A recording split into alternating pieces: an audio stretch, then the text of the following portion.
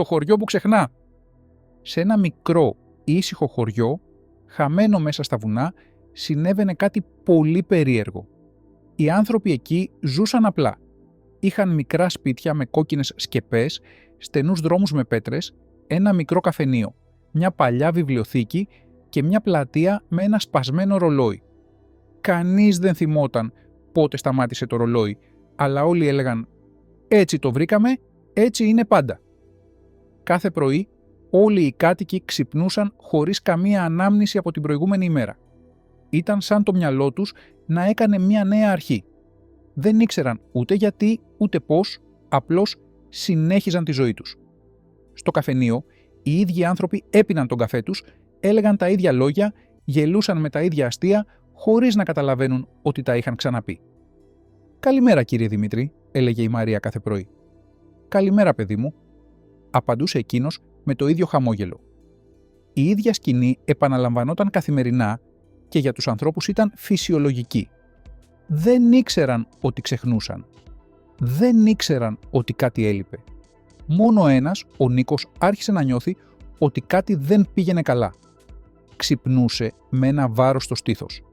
Σκέψεις περνούσαν από το μυαλό του. Γιατί όλα μου φαίνονται γνωστά? Γιατί αισθάνομαι ότι τα έχω ξαναδεί? Μία μέρα, καθώς περπατούσε στον δρόμο, είδε ένα παιδί να παίζει με μια μπάλα. Η μπάλα έπεσε, κύλησε προς το καφενείο. Ο Νίκος ένιωσε ένα δυνατό συναίσθημα. Το έχω ξαναδεί αυτό. Χθες, προχθές, τη νύχτα δεν μπορούσε να κοιμηθεί.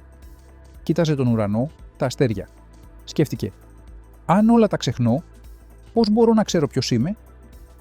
Από εκείνη τη στιγμή αποφάσισε να γράφει σε ένα τετράδιο.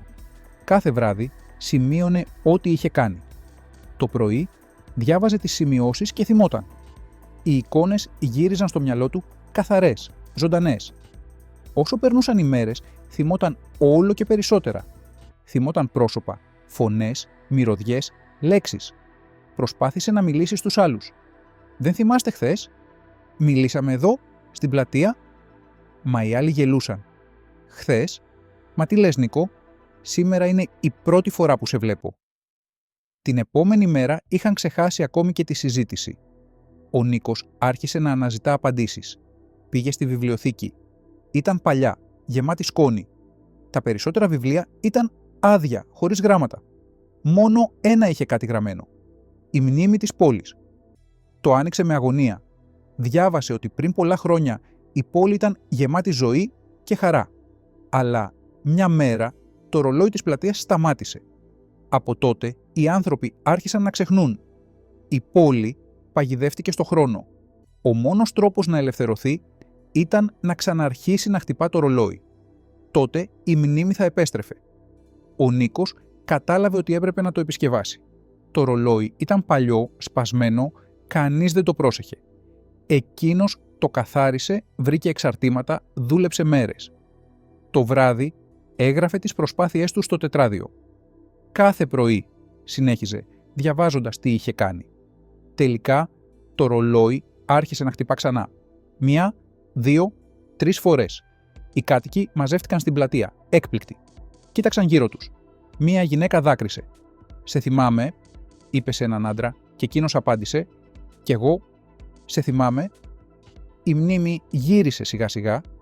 Οι άνθρωποι θυμήθηκαν τα ονόματά τους, τις οικογένειές τους, τα όνειρά τους.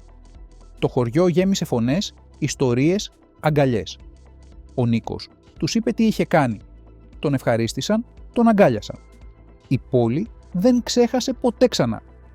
Και κάθε φορά που το ρολόι χτυπούσε, οι κάτοικοι θυμούνταν ότι κάποτε ο χρόνος είχε σταματήσει. Και ένας άνθρωπος που τόλμησε να θυμηθεί, τους χάρισε ξανά τη ζωή τους. Ξεχνώ, ξεχνάω. Θυμάμαι. Περπατώ, περπατάω. Νιώθω. Σκέφτομαι. Σημειώνω. Προσπαθώ. Ρωτώ, ρωτάω. Δουλεύω. Καθαρίζω. Μαζεύομαι. Κοιμάμαι. Γελώ, γελάω. Σώζω. Τιμώ, τιμάω. Κλαίω. Σταματώ, σταματάω. ήσυχος, ήσυχη, ήσυχο. Περίεργος, περίεργη, περίεργο. Απλός, απλή, απλό. Σπασμένος, σπασμένη, σπασμένο.